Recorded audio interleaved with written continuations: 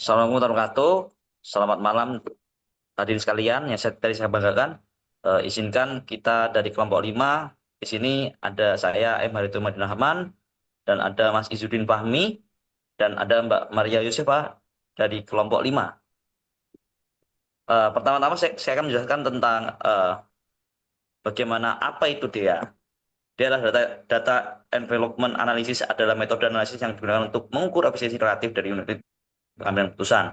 Seperti decision making, unit DMU yang memiliki input data output multiple. Metode dimana oleh Charles Cooper produksi pada tahun 1978.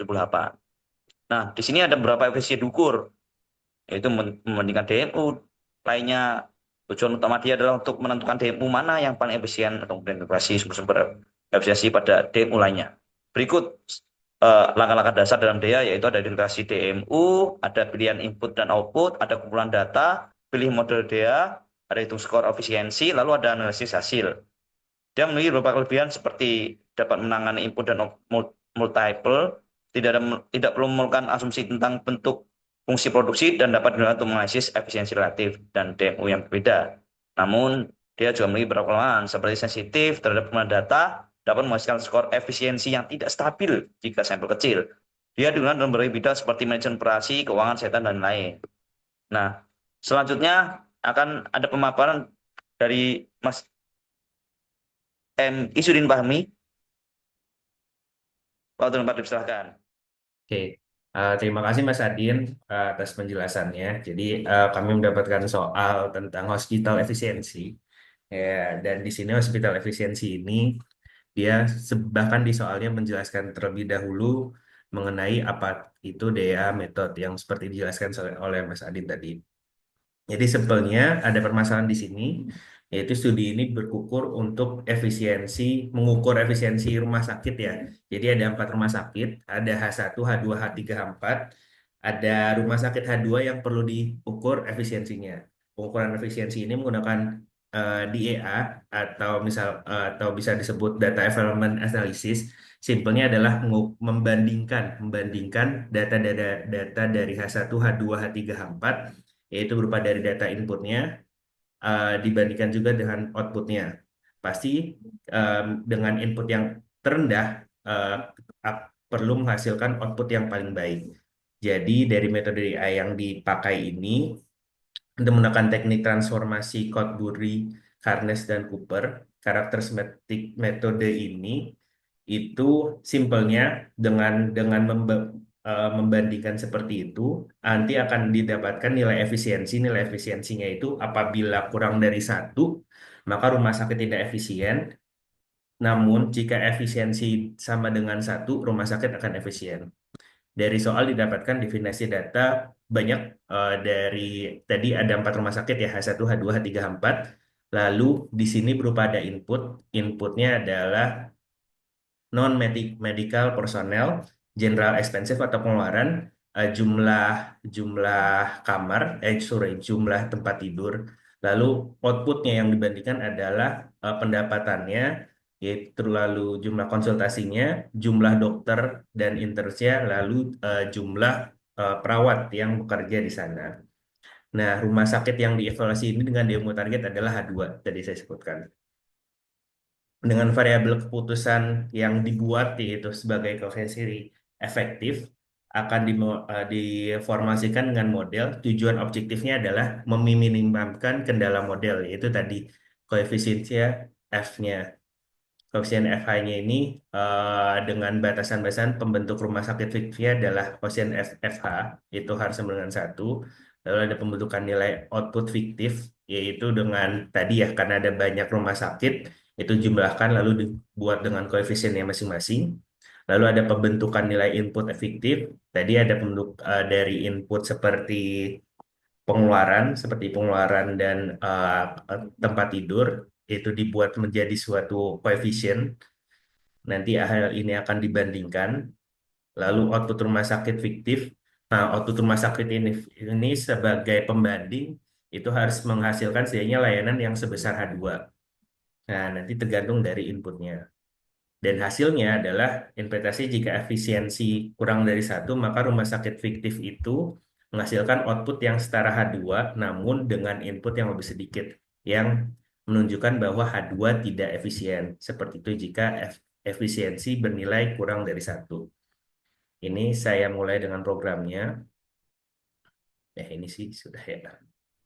Udah skip aja. Oke, lanjut ke ini, Romit. Kalau ini sudah saya masukkan semua data-datanya ya, dengan ada 4 rumah sakit dan ada 3 input, juga ada 4 output. Ini buat.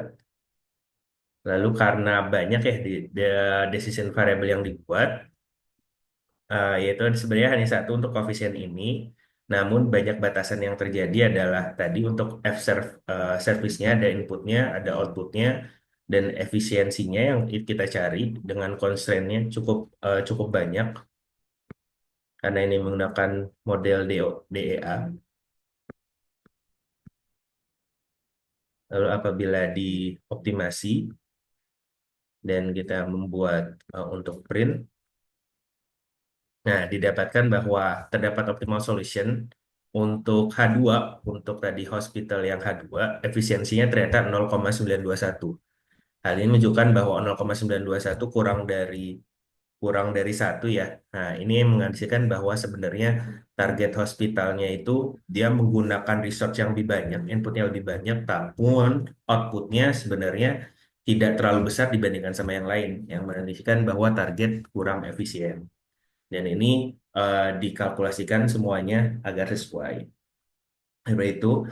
Nah, kalau misalkan datanya kami ubah, bisa saja katakanlah H2 mendapatkan 0,921. Contohnya, apabila H2 di sini saya ganti, angkanya di sini menjadi 60, tadi saya coba, dia input indikasinya bisa menjadi 1.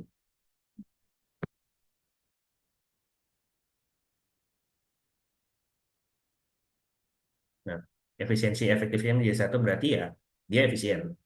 Nah, tapi dan di sini berarti memang ada analisis identifikasi. Kalau misalkan inputnya bertambah, kemungkinan besar efisiensinya meningkat. Kalau inputnya berkurang, efisiensinya akan cenderung turun. Lalu kalau misalkan efisiensi sensibilitasnya dilakukan terhadap perbanding H1, H3, H4, itu bisa berubah kalau misalkan ada input rendah dan atau output tinggi. Nah, kesimpulannya adalah dia ini memang digunakan untuk menilai efisiensi ya, efisiensi rumah sakit dengan membandingkan H2 dibandingkan dengan rumah sakit yang lain. Jadi hasilnya kita lihat bahwa ternyata kurang efisien nilainya. Nah, hasil pengujian ini memang udah cocok menggunakan Python karena banyak koefisien yang eh, kurang kurang tepat kalau misalnya pakai Excel. Kemungkinan yang paling ini tentang menggunakan Python, dan hasil sensitivitas menunjukkan bahwa perubahan kecil saja tadi pada input itu bisa sangat berubah drastis dari H2 dan mempengaruhi hasil efisiensi secara signifikan. Kurang lebih itu. Mungkin untuk soal selanjutnya saya sampaikan ke Mbak Maria yang akan menjelaskan. Terima kasih. Oh ya, baik akan kami lanjutkan untuk soal yang selanjutnya terkait dengan tank loading. 5 kapal tanker telah tiba di sebuah pabrik kimia. Kapal-kapal tersebut membawa muatan produk cair yang tidak boleh dicampur. 1.200 di dalam muatan tersebut terdapat 1.200 ton benzol, 700 ton butanol, 1.000 ton propanol, 450 ton stiren, dan 1.200 ton THF. 9 tangki dengan kapasitas berbeda tersedia di lokasi. Beberapa di antaranya sudah terisi sebagian dengan cairan. Terlampir berikut merupakan tabel dengan karakteristik tangki benzol 100 ton pada tank 2 dan THF 300 ton pada tank 7. Ke tangki mana kapal harus membongkar muatan untuk memaksimalkan kapasitas tangki yang masih belum digunakan atau untuk memaksimalkan jumlah tangki yang masih kosong. Jadi pertama-tama untuk program ini kita mengimpor library Gurobi yang digunakan untuk membangun dan menyelesaikan model optimasi. Library ini membantu kami mendefinisikan model, variabel keputusan, fungsi objektif, serta constraints secara sistematis. Lalu di step kedua, eh, kita ada parameter mendefinisikan produk dan tangki. daftar produk kimia yang akan dituang, serta tangki yang tersedia di pabrik. Data ini menjadi dasar dalam menentukan kombinasi penempatan produk ke dalam tangki-tangki tersebut. Lalu ada juga eh, definisi kapasitas masing-masing tangki serta kondisi awal tangki. Apakah masih kosong atau sudah berisi produk tertentu? Informasi ini penting karena tangki sudah berisi tidak boleh diisi dengan produk lain. Lalu yang selanjutnya adalah demand produk. Berikut merupakan jumlah permintaan masing-masing produk yang harus ditampung ke dalam tangki. Konsen ini memastikan seluruh volume produk dapat dialokasikan dengan baik. Untuk variabel keputusannya sendiri di sini eh, pada tahap ini kami mendefinisikan variabel keputusan biner yang menunjukkan apakah suatu produk ditempatkan ke tangki tertentu atau tidak. Nilai 1 berarti produk ditempatkan, sedangkan 0 berarti tidak. Lalu untuk fungsi tujuan atau fungsi objektif pada soal ini adalah memaksimalkan jumlah tangki yang tetap kosong dengan tujuan perusahaan dapat mengoptimalkan fleksibilitas penggunaan tangki di masa depan. Berikut merupakan batasan-batasan dari soal ini. Yang pertama ada permintaan produk harus terpenuhi. Yang kedua ada kapasitas tangki menjadi batas maksimal jumlah produk. Lalu eh, ada juga terkait produk khusus untuk benzol hanya di tangki 2, THF hanya di tangki 7 sehingga harus dipastikan terisi penuh terlebih dahulu. Nah, berikut merupakan programming untuk penyelesaiannya. Baik, jadi kesimpulan dari soal ini yang sudah kami dapatkan dari program ini pada case tank loading dapat kita simpulkan bahwa benzol terisi pada tank 2 sebanyak 300 ton dan juga pada tank 6 sebanyak 900 ton dari total benzol 1.200 ton. Butanol terisi pada tank 8 sebanyak 700 ton dengan total butanol sebanyak 700 ton. Propanol terisi pada tank 3 sebanyak 400 ton dan tank 4 sebanyak 600 ton dari total propanol sebanyak 1.000 ton. Stiren terisi pada tank 5 450 ton dari total sebanyak 450 ton. THF terisi pada tank 6 sebanyak 500 ton dan tank 9 sebanyak 700 ton dari total THF sebanyak 1.200 ton. Dan kapasitas tangki tersedia masing-masing tangki adalah tangki 1 sebanyak 500 ton, tangki 5 sebanyak 150 ton, tangki 8 sebanyak 100 ton, dan tangki 9 sebanyak 100 ton. Sehingga total tangki yang terpakai adalah 8 tangki dengan total kapasitas tersedia sebanyak 850 ton. Mungkin sekian penjelasan dari kami, kurang lebihnya mohon maaf, kami serahkan kembali ke Mas Adin.